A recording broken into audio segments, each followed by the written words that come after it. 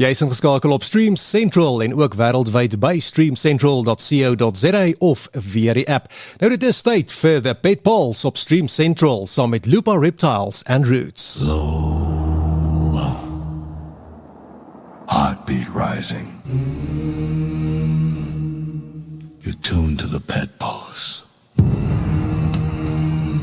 where reptile truth bites deeper.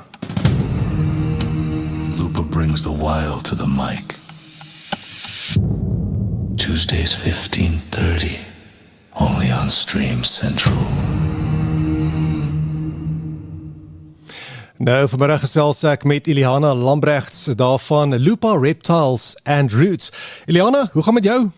Dit gaan baie goed vanmiddag, Johan. Hoe gaan dit daar so by jou? Met ons gaan dit altyd goed en dis regtig waar so lekker om bietjie met jou te kan gesels want daar is so baie vrae wat ek jou wil vra oor slange en reptiele en spinnekoppe en al daai goed en ons gaan dit vir oor die volgende paar weke gaan ons nou lekker daaroor gesels elke dinsdagmiddag om 04:30. So weer eens welkom by die program en soos ek gesê het, jy is van Lupa Reptiles and Roots. Is dit korrek? Dit is reg, Johan, 100%. Iliana, sê vir my, is slange meer kwaai, aggressief, gevaarliker as meer algemene troeteldiere soos honde, katte, hamsters, perde maybe? Ek weet nie, vertel bietjie vir my meer daarvan. Weet jy, Johan, ek wil net heel eers noem dat ek nie nou oor giftige slange gaan praat nie. Hulle is natuurlik nou ideaal op hulle eie. So ek gaan praat van ons meer eksotiese, nie giftige slange wat die ouens as troeteldiere aan is. So dit is corn snakes en bullfrogs en boas. So as ek nou sê ek sal eerder deur 'n slang gebyt word as deur 'n hamster, bedoel ek beslis nie 'n pofadder in die veld nie. So ons praat nie oor giftige slange nou nie. Maar realisties gesproke kan hulle natuurlik byt, net soos enige ander troeteldier kan byt. Ek meen perde kan byt, hamsters kan byt, honde, katte ensovoorts. Maar as ek vir mense verduidelik wat agter 'n slang se byt sit, dan vind ek hulle voel nogal so effens beter daaroor. Want slange is nie eintlik wat jy sal noem aggressief nie. Slange is eerder wat jy sal noem defensive. En my gunsteling manier om dit aan mense te verduidelik is met 'n storie van 'n pan. So as ek iemand daaroor kan die pad sien en ek storm verwoed op hom af en ek slaan hom met 'n pan oor die kop, is dit aggressief. Maar as daai selfde persoon op my afstorm en hy keer my in 'n hoek vas en ek slat hom dan met die pan oor die kop, dan is dit defensive. En dit is presies hoe slange is. Slange is nie aggressief nie. Geen slang gaan jou ooit van oor kan die pad sien en dink, okay, jy beter nou hardloop, want ek kom vir jou nie. Hulle wil ons eerder vermy en hulle wil konflik met ons eerder vermy. So as mens daaraan dink om 'n slang as 'n troeteldier aan te skaf, is buite definitief nou nie iets waar jy spesifiek bekommerd hoef te wees nie. Dis nou baie interessant, want ek is altyd bang as ek 'n slang sien, hy gaan na my toe kom om my te kom byt. Jy sien, en dit is regtig nie so nie, maar daar vrees lê so diep in mens. Natuurlik as jy nou per ongeluk op hom trap en jy sien hom nie, dan gaan jy gebyt raak, maar in all fairness, as iemand per ongeluk op jou trap, gaan jy ook nie tevrede wees nie. Iliana, jy praat so van 'n slang wat byt. Nou ek het groot geword en mense het altyd gepraat van 'n slang pik. Wat is die regte term vir dit? Byt 'n slang of pik 'n slang? Weet jy, interessant genoeg is beide terme eintlik korrek. As mens praat van 'n nie giftige luislang tipe ding, luislange sien mens nou altyd natuurlik die groot, yslike monsters soos Burmese pythons en goed, maar eintlik is klein corn snakes ook luislange. 'n Luislange is 'n slang wat nie giftig is nie, wat om sy prooi draai en druk om dit dood te kry. Nou 'n luislang het 'n hele bek vol tandjies. Klomp tande, en as so ene aan jou byt, dan noem ons dit byt, want hy byt basies soos 'n hond, omdat hy 'n bek vol tande het. Maar slange wat giftig is, en 2 groot giftande het, waarmee hy gif in jou inject, for lack of a better word, dan sal ons praat van pik. Dis nou interessant, ek het dit nie geweet nie.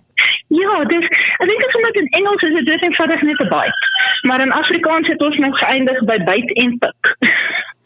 Iliana, wat sal veroorsaak dat 'n troetelslang jou wel byt? Weet jy, Johan, die mees algemene foute wat mense maak is om verkeerd te voer.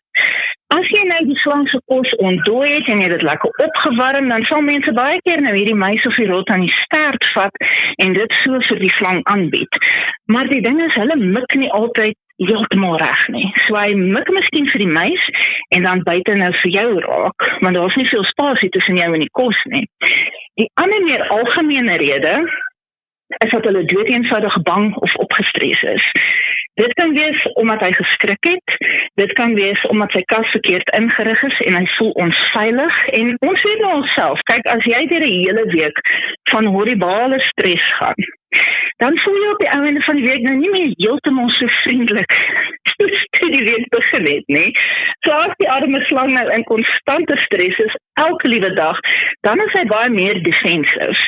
En enige iets wat naby sy kas kom, kan hy dalk dink, o goeie genade, ek gaan vermoor word, ek gaan seer gemaak word. So die groot redes is verkeerd voer, en dan dood eenvoudig stres. Jy is ingeskakel op streamcentral.co.za. Vanmiddag gesels ek met Lupar Reptiles and Roots en ek gesels met Iliana Lambrechts. Nou Iliana, ons gesels nou so lekker oor slange. Nou wat gebeur of wat kan 'n mens doen as 'n troetelslang jou wel byt? Ek weet wat ek nou gaan sê, gaan vir baie mense baie simpel klink, maar die belangrikste is, bly kalm. As mens ruk en pluk en hysteries raak, dan maak jy alles op die ouend net erger. Nou, as mens gebyt word deur 'n slang wat uitgestres is, omdat hy bang is, baie keer gaan hy jou nie eens fisies raak byt nie, hy gaan net in jou rigting hap om te sê, hoorie, los my uit, ek is bang, jy maak my bang, dit is nie 'n lekker situasie nie, maar as hy jou in so 'n geval raak byt, is dit net 'n touch. Ek sê altyd vir mense, dit is net 'n njap, en dan los hy weer. In baie gevalle sal dit nie eens 'n merk op jou los nie. As dit 'n effens 'n groter slang is, gaan jy dalk so 'n paar pinpriek gaatjies hê. En wat jy dan doen, natuurlik nie 'n giftige slang nie, so jy was dit eenvoudig jou hande met seep en water.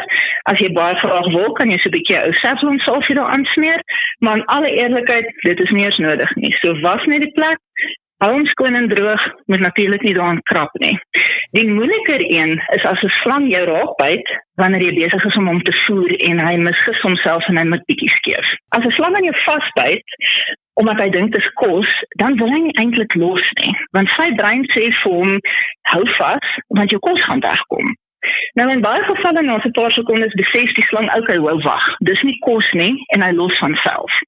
Maar as hy nie self los nie, is dit baie belangrik om nie aan hom te trek en te ruk en te pluk nie, want jy gaan jouself seerder maak en jy kan self sy tandjies uitbreek en dit kan weer 'n infeksie in sy mond veroorsaak. So kalm en rustig, loop na 'n kraan toe, draai die kraan oop, koelerige water natuurlik, en laat loop die water oor hom. In die meeste gevalle sal hulle oombliklik los. As dit nie werk nie, is nog 'n triek wat mens kan gebruik om 'n earbud te vat en iets met 'n sterk smaak, natuurlik nie giftig nie, net 'n sterk reuk en 'n sterk smaak, soos Listerine of suurlemoensap of alkohol, dit die earbud daarin en druk dit net liggies in die slang se mond in en dan los hulle. En natuurlik dan ook weer was die hande, hou die eina skoon en droog, en alles is heeltemal fyn. Iliana, jy praat so van as 'n troetelslang jou byt. Nou is sommige tipes meer geneig om te byt as ander? Weet jy Johan, daar is 'n paar spesies wat nogal 'n reputasie daarvoor het. Dat dit amper soos 'n inside joke is dat hierdie spesifieke spesies daarvan hou om jou te byt. Natuurlik hou hulle nie regtig daarvan om jou te byt nie. Hulle is net meer defensive en hulle is meer geneig om vinnig vir jou te wys hoor hierso, ek hou nie van hierdie situasie nie. 'n Voorbeeld daarvan is geel anacondas en blood pythons en hulle kan nog steeds natuurlik lieflike slange wees, maar definitief nie vir 'n beginner nie. Weet, as jy nou jou eerste slang kry, sal ek beslis sê, bly weg van daai ouens af. Natuurlik met mooi respekvolle stadige hantering en tyd en geduld gaan dit nog steeds 'n lieflike slang kan wees op die einde van die dag, maar party van hulle is maar 'n bietjie meer geneig om te byt as ander. En ironies ook, babietjies is 'n bietjie meer geneig om defensief te wees as ouer slange, doeteenvoudig omdat hulle bang is, want hulle is piepklein. En jy kan nou dink as jy 'n piepklein ou slangetjie in die natuur is, amper alles wat bestaan wil jou opvreet. So hulle is maar 'n bietjie bang, bietjie opgestres, nog nie so gewoond aan mense nie, nog nie so gewoond aan die lewe nie. So kleintjies het ook soms die neiging om 'n klein bietjie meer nippie te wees. Eliana, voor ons afsluit, die laaste vraag wat ek vanmiddag vir jou het. Wat kan 'n mens doen om 'n slangbyt te voorkom? Ek weet ek moet nie 'n slang kry nie. Ons gaan hier organiseer, ons gaan die perfekte een vir kies. Jy sal sien. Ek weet daarom nie, ek weet nie. Maar Johan, weet jy, die groot ding is natuurlik mens wil die dier rustig hanteer, saggies hanteer, met respek hanteer, net soos met enige ander dier. Maar definitief, voordat jy hom hanteer, mens was jou hande.